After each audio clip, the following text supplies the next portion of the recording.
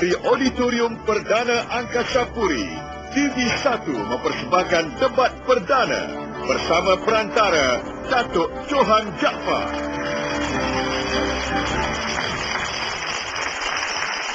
Assalamualaikum warahmatullahi wabarakatuh. Salam sejahtera. Malam ini, sekali lagi, kita siarkan program yang kita namakan Debat Perdana mengenai Perpaduan secara langsung ke seluruh negara dari Auditorium Perdana RTM. Selain saudara penonton yang mengikuti siaran ini melalui TV1, program ini juga diikuti oleh para hadirin di auditorium ini. Ini merupakan siri ketiga program yang dianjurkan oleh Kementerian Penerangan Malaysia dengan kerjasama Kementerian Pelajaran, Kementerian Pengajian Tinggi, dan Menteri yang bertanggungjawab di Jabatan Perdana Menteri mengenai Perpaduan dan Integrasi Nasional.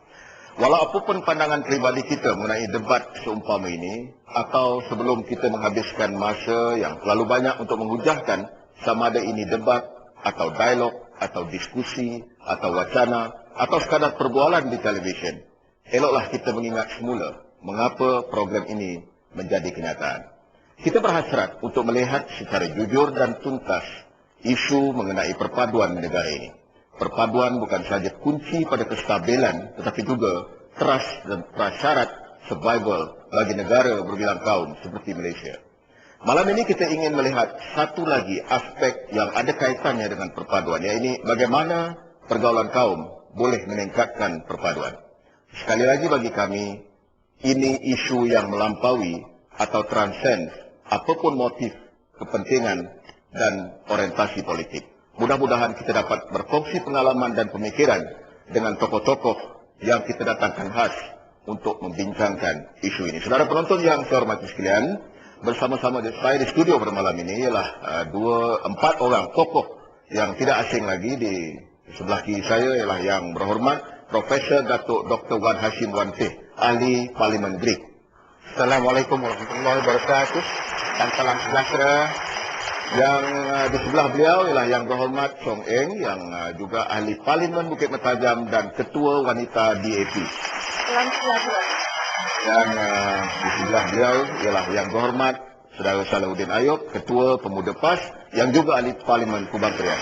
Assalamualaikum warahmatullahi wabarakatuh. Dan di hujung sekali ialah Profesor Datuk Seri Dr. Ibrahim Abu Shah, Naib Chancellor Universiti Teknologi Mara atau UiTM. Sekali lagi bagi RTM, saya mengucapkan selamat datang dan saya ingin memulakan dengan menanyakan beberapa soalan ringkas untuk keempat-empat panel ini. Apakah yang berhormat puas hati dengan tahap pergaulan kaum di negara kita hari ini? Saya kira dia masih sederhana dan boleh dipertingkatkan. Apakah yang berhormat ada kawan Melayu yang dianggap rapat? Saya. Ya. Memang ada. Bila di universiti ataupun sekarang pun ada ramai. Baik, di antara tiga perkara ini, mana satukah yang berhormat Salahuddin anggap sebagai keutamaan? Perpaduan Melayu, perpaduan kaum, atau perpaduan umat? Pada saya perkara yang paling penting adalah perpaduan umat. Karena Baik, umat dia merentasi kaum budaya dan seumpamanya. Baik, Profesor Dr. Ibrahim, apakah hubungan kaum di Malaysia ini dilihat hanya sekadar secara luaran saja, artinya kita melihat interaksi itu di jalan raya, di pasar, atau dalam urusan formal, setakat di luaran saja? Memang secara luaran saja, secara superficial dan pseudo perpaduan. Baik, kenapa hal seperti ini berlaku, Profesor? Saya rasa dia penting, sama ada di pasar, di sekolah, dan juga di tempat kerja. Semuanya harus kita lihat secara keseluruhan, tidak melihat segmen-segmen tertentu saja. Barulah kita boleh melihat itu sebagai perpaduan yang baik. kita capai. Profesor Datuk tadi menyebutkan juga bahawa masih ada rasa tidak puas hati mengenai level ataupun kedudukan pergaulan kaum di negara ini. Kenapa kerana ruang-ruang pergaulan di peringkat awal itu agak terhad. Saya rasa dari sudut psikologi ini, yang penting sekali pergaulan antara kaum itu, Melayu, Cina, India itu di sekolah rendah. Ya, daripada darjah 1 sehingga tingkatan 3. Jadi di situ kita terpisah disebabkan oleh demografi, kependudukan kita berbeza sejak dari dulu lagi. Baik, kita akan lanjutkan perbincangan mengenai itu. Yang berhormat Chong Eng, apakah yang berhormat melihat ini masalah yang ditimbulkan oleh Datuk tadi, apakah itu kenyataan? Saya rasa memang itu adalah satu fenomena. Tetapi saya rasa yang penting berbagai kaum yang mereka merasa berlainan. Bukan dari segi perbezaan di antara budaya saja, tapi saya rasa dari dasar kerajaan ada segregation di sana, keasingan. Saya rasa seperti saya rasa walaupun saya Malaysian, warga sebagai seorang penduduk Malaysia, tapi saya ialah digolongkan di dalam bukan bumi putra. Dan itu saya rasa lah jadi satu masalah. Tapi kita harus mengakui hakikat itu realiti kehidupan kita. Kita harus berbeza, ada perbezaan. Bukankah perbezaan itu kekuatan kita? Perbezaan itu kekuatan kalau dilihat dari segi kebudayaan. Tetapi kalau dasar itu tak adil, saya rasa itu akan menjadi masalah.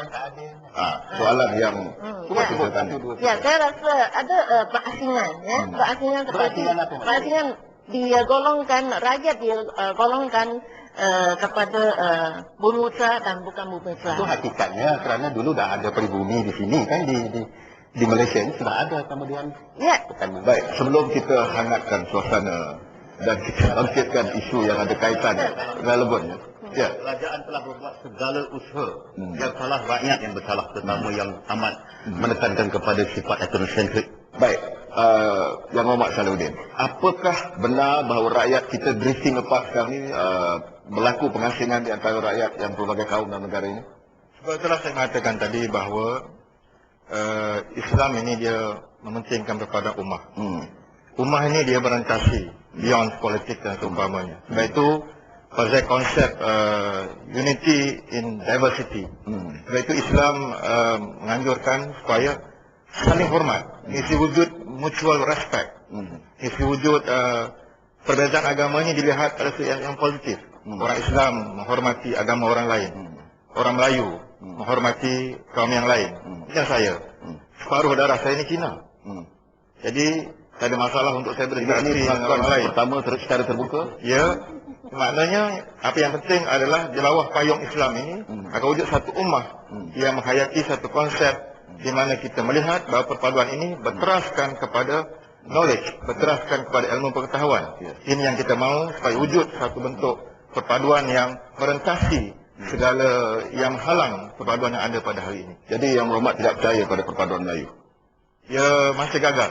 Gagal untuk membuktikan kerana sebagai contoh, satu negara yang pernah mengamalkan ataupun cuba menjadikan bangsa sebagai satu perpaduan.